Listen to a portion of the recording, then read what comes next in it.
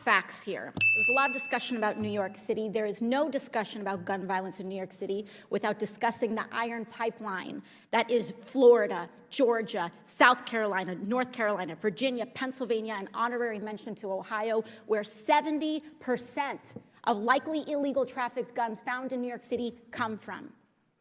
There's no discussion about gun violence in Chicago without talking about Indiana, because the violence and the mothers that we have to comfort are losing children due to the guns and the carnage and the lawlessness unleashed by those states. I move on. Every week in recent memory, we have had at least one mass shooting. Ms. Pringle, you are the president of the National Education Association. You represent teachers. Between 2009 and 2018, how many school shootings did the United States have? 288. 288. Now let's look globally. Our G7 partners, Canada, France, Germany, Italy, Japan, and the United Kingdom, combined, how many school shootings did those countries have? 5. 50 times more. In almost 10 years. 288 versus 5. This is not normal.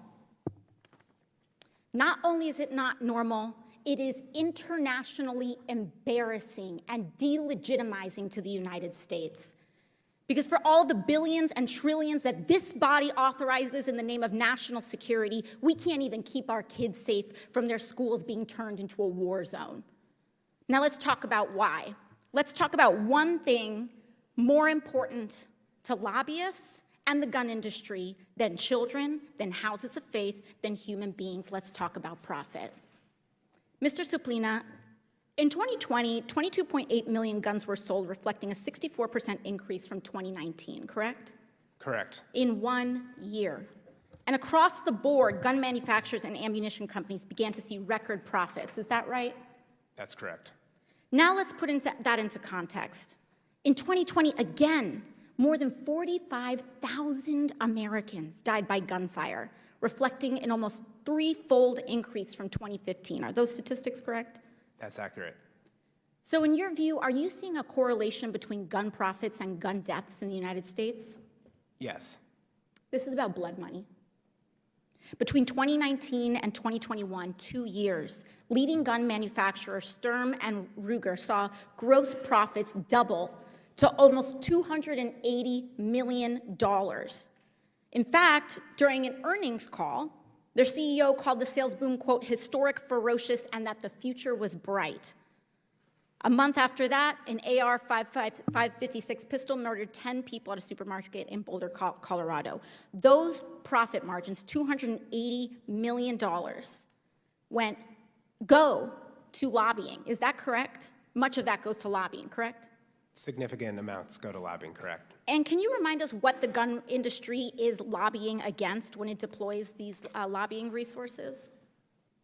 They are lobbying against every law that would regulate firearms, period.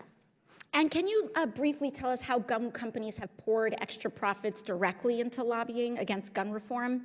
And as an advocate in this space, what have you seen? Just rattle off some of the measures that they have, just a few that they have lobbied against.